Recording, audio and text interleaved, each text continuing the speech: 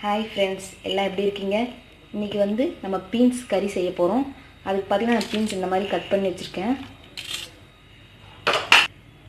ஒரு வெங்காயம் கட் பண்ணி வச்சுருக்கேன், கொஞ்சம் கருவேப்பிலை, 2 மிளகாய், கொஞ்சம் கொத்தமல்லி, ஒரு தக்காளி கட் பண்ணி வச்சுருக்கேன். 1 ஸ்பூன் இஞ்சி பூண்டு பேஸ்ட்டு, 1 ஸ்பூன் மிளகாத்தூள், 1 ஸ்பூன் கரம் மசாலா தூள், 1/2 ஸ்பூன் மஞ்சத்தூள், 1/2 ஸ்பூன் ஜீரகத்தூள் எடுத்து வச்சுருக்கேன்.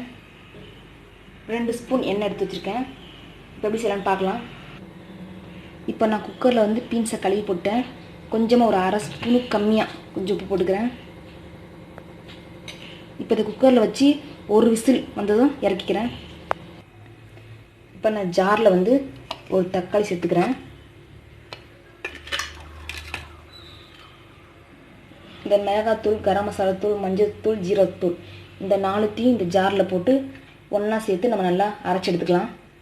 பார்த்தீங்கன்னா நான் குக்கரில் ஒரு விசில் வச்சு எடுத்துட்டேன்.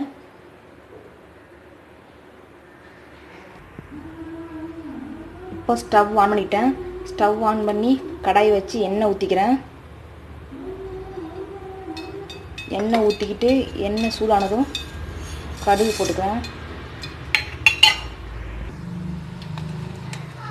கடுகு பொரிஞ்சதும் ஒரு வெங்காயம் சேர்த்துக்கிறேன்.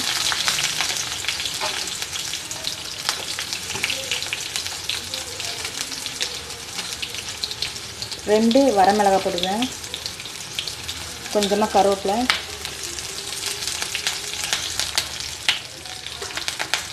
நம்ம எடுத்து வச்ச 1 ஸ்பூன் அளவு இஞ்சி போட்டுக்கிறேன்.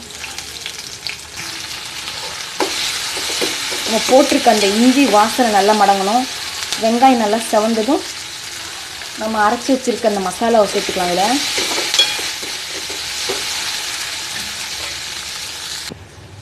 இப்போ நான் அரைச்சி வச்சுருக்க மசாலா சேர்த்துக்கிறேன்.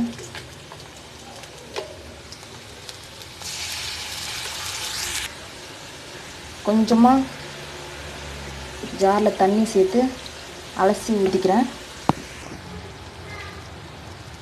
இப்போ பார்த்திங்கன்னா நம்ம அந்த வேக வச்ச பீன்ஸு ஒன்றா ஆட் பண்ணிக்கலாம்.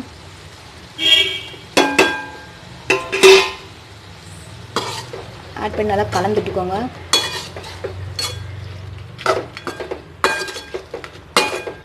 மல்லி இலை சேர்த்து அடுப்பு ஆஃப் பண்ணிக்கலாம்.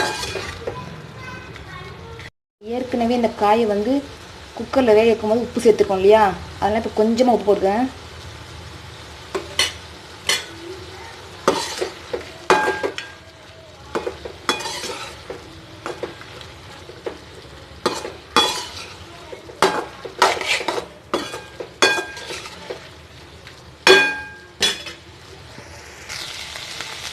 தண்ணி நல்லா வத்திடுச்சு. இப்போ கொஞ்சமாக கொத்தமல்லி தழை தூவிக்கிறேன். அடுப்பு ஆஃப் பண்ணிட்டேன்.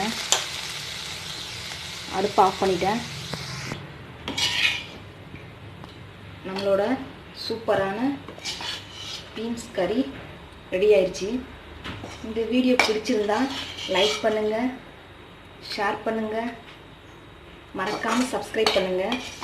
உங்கள் எல்லாரையும் அடுத்த ஒரு நல்ல ரெசிபியோடு சந்திக்கிறேன். அது வரைக்கும் பாய்.